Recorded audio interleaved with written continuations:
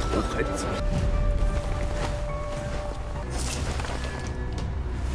本尊可没有吃毒。喏。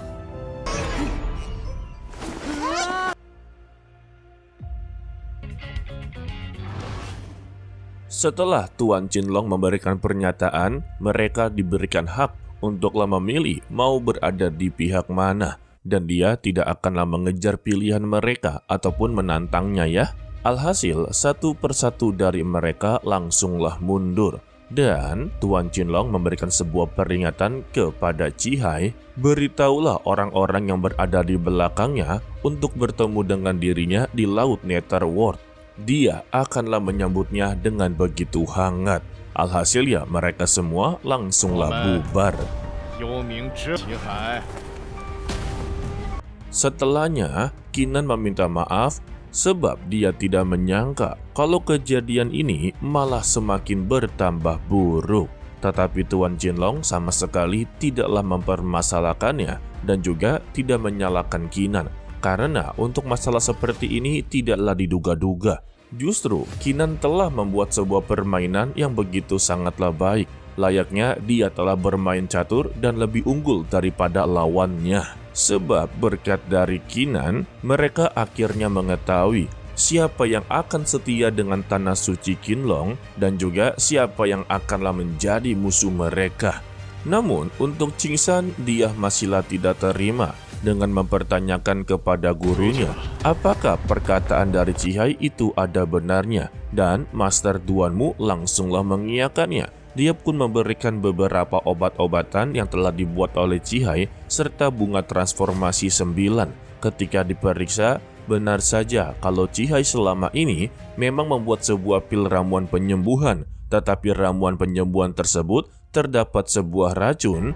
Jadi ya, tubuh dari Tuan Qinlong terlihat secara perlahan-lahan mulai adanya penyembuhan. Tetapi racun tersebut juga nantinya akanlah menumpuk dan menumpuk. Suatu saat dia juga akanlah terjatuh sakit dan meninggal dunia. Begitu guys. Jadi ya, pada intinya ramuan pil tersebut yang telah diberikan bertahun-tahun itu tidak ada gunanya. Lantas Qingsan menjadi begitu sangatlah murka. Dia inginlah sekali membalas atas perbuatan dari Qinghai.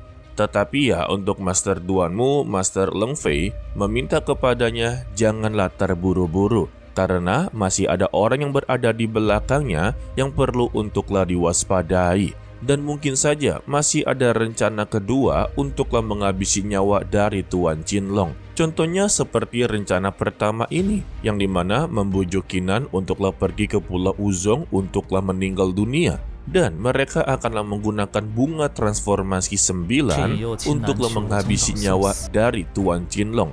Karena untuk bunga transformasi 9 ini adalah salah satu pemicu untuklah racun tersebut benar-benar aktif.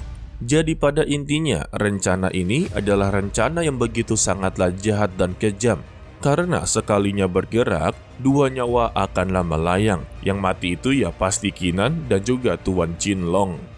Qingsan yang begitu sangatlah khawatir, meminta kepada gurunya janganlah khawatir kalau dia akanlah mencari beberapa alkemis terhebat untuklah membuatkan pil penawarnya. Tetapi ya, Tuan Qinlong langsunglah tersenyum ke arah Qingsan. Dia berterima kasih karena muridnya ini benar-benar begitu sangatlah peduli kepada dirinya. Tetapi dia langsunglah melambaikan tangannya dan menyuruh Qingsan benar-benar memeriksa dengan begitu detail. Sembari berkata, gurunya ini tidaklah begitu bodoh dan tidak memiliki kebiasaan untuklah meminum sebuah racun. Dan Qingsan langsunglah tercengang-cengang. Sementara itu di kediamannya Qiang Bilan, ternyata untuk Xiao Beifeng belum benar-benar meninggal dunia. Di sini kita masih belum tahu ya, apakah Xiao Beifeng ini benar-benar memiliki 3 kembar bersaudara atau beberapa bayangan ya. Sebab ya untuk di Pulau Rahasia telah dihabisi. Dan baru-baru ini dia juga telah dihabisi dengan beberapa tebasan dari Qinan dan itu sangatlah jelas. Namun saat ini dia berada di kediaman Qiang Bilan untuklah memaksa sang tetua untuk berada di pihaknya. Tetapi sang tetua tetaplah berada di pihaknya Jiang Bilan. Mau mati sekalipun, dia tetaplah berada di pihaknya. Sembari memberitahu untuk saat ini gadis suci atau Jiang Bilan sama sekali tidaklah berada di sini.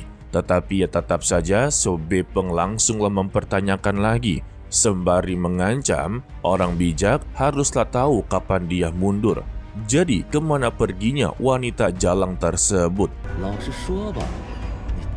Jika tidak memberitahunya, maka dialah yang akan mendapati konsekuensi. Mendengar itu, Xiao Beifeng sama sekali tidaklah peduli dan malah mempertanyakan, sudahkah dia begitu berani untuklah menyatakan perkataan tersebut kepada dirinya. Lalu, untuk kakak dari Xiao Beifeng, entah siapa namanya, dia langsung memberikan 3 pernyataan. Dia sama sekali tidaklah suka dengan seseorang yang memiliki 3 jenis sifat, seperti mereka yang telah berani menipu dirinya, berani untuklah menentang dirinya, dan yang terakhir sembari menjantur, mereka yang tetap keras kepala, bahkan di ambang kematian mereka tetaplah keras kepala. Sedangkan ya untuk Jiang Bilan ini masihlah berusaha keras untuklah tetap berada di sisinya Qinan dengan tujuan untuklah mendapati hal-hal yang begitu sangatlah bagus. Dan ditambah, dia inginlah sekali merubah penilaian dia terhadap Qinan. Ya, intinya menjadi lebih baik.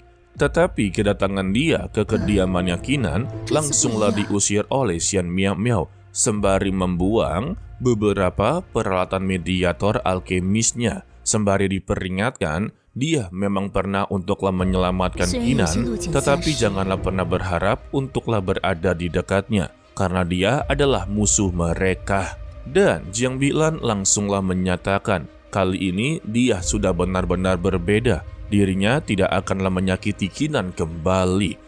Dia sengaja datang ke sini untuklah meminta perlindungan kepada Qinan. Lebih tepatnya, ia itu bekerja sama. Karena dia sudah menyatakan untuklah keluar dari aliansi perdagangan.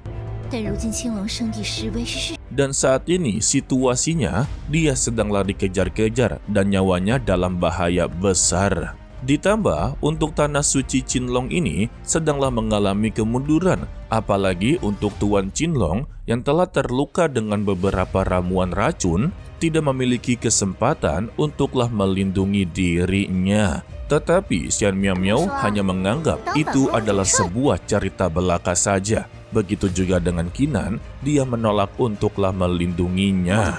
Lalu mereka berdua meninggalkan Jiang Bilan di luar begitu saja. Waduh, agak miris ya.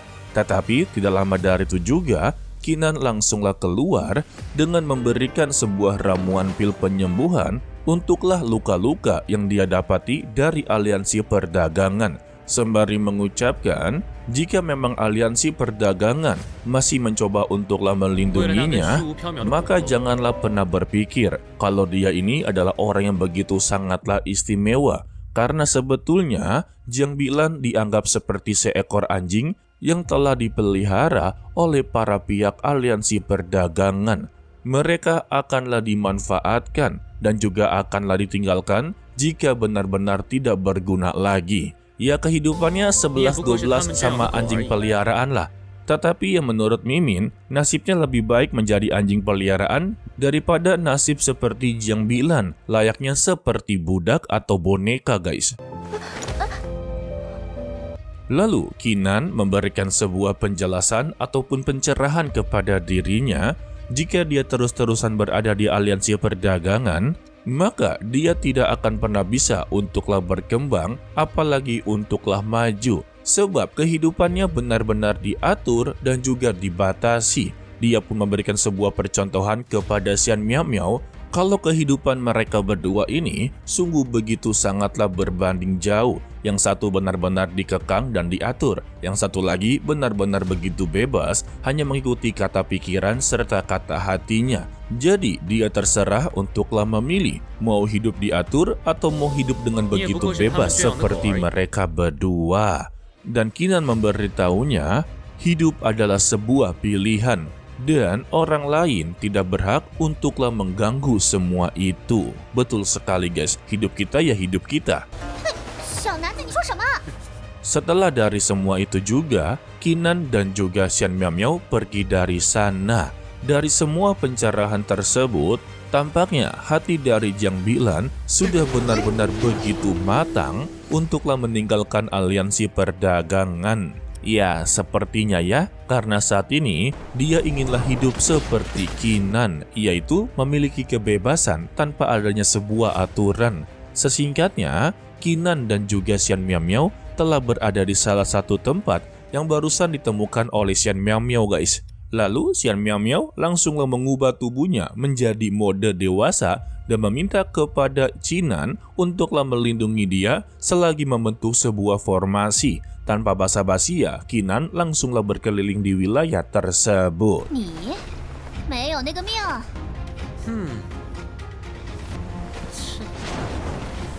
Sementara itu, Jiang Bilan yang sudah berada di kediamannya, dirinya dibuat begitu menangis terseduh-seduh karena kondisi dari sang tetua sudah benar-benar begitu kritis. Yang ternyata untuk sang tetua menahan semua ini karena dia ingin memberitahu sebuah rahasia yang begitu penting kepada Jiang Bilan, yang dimana semua ini adalah perbuatan dari Su Peifeng, kakak dari Su Beifeng. Cerita ini berawal sebelum Jiang Bilan benar-benar menjadi gadis suci dari aliansi perdagangan. Sang tetua telah mendengar sebuah percakapan yang dimana aliansi perdagangan dan juga keluarga Xiao berencana untuklah menikahkan Jiang Bilan dengan kakak tertua dari keluarga Xiao, yaitu Su Feifeng. 这不是小飞鹏，是他。我奴留着一口气。 Jadi permintaan terakhir dia kepada Jiang Bilan kalau dia tidak boleh menikahi sosok seperti itu. Karena pria ini benar-benar begitu sangatlah kejam, dia tidaklah begitu rela dan tidaklah terima kalau Jiang Bilan akanlah disakiti oleh sosok pria tersebut. Serta permintaan keduanya, tinggalkanlah aliansi perdagangan dan temukanlah sebuah rumah yang aman serta nyaman untuklah terus-terusan melindungi dirinya. Dan pada akhirnya, sang tetua benar-benar meninggoy. Jiang Bilan langsunglah menangis sejadi-jadinya. Karena ya untuk sang tetua adalah salah satu orang yang begitu sangatlah peduli kepada Jiang Bilan guys. Dan kita bersambung untuklah dilanjutkan part berikutnya, yang dimana setelah episode ini akanlah menjadi episode yang begitu sangatlah menarik semenariknya. Mengapa Mimin bilang menarik? Karena nantinya Qinan akanlah benar-benar terlibat, sebab Jiang Bilan yang meninggalkan aliansi perdagangan itu akanlah menjadi sebuah masalah besar guys. Setelah dia menyatakan meninggalkan aliansi perdagangan, maka orang-orang yang berasal dari sana akanlah datang ke tanah suci Qinlong untuklah membuat sebuah peperangan. Dan sudah pasti MC utama kita akanlah terlibat. Karena bagaimanapun juga sesuai dengan novelnya, Jiang Bilan adalah istri kedua dari Qinan. Hahai. Oke lah, sepertinya cukup sampai di sini saja dulu untuklah video kali ini. Mimin ucapkan terima kasih kepada kalian yang telah menonton sampai akhir. Pesan dari Mimin, tetaplah menjadi orang yang baik walaupun itu sangatlah sulit. Dan jangan lupa jaga kesehatan kalian dimanapun kalian berada. To be continue, sampai jumpa di video berikutnya. Bye-bye.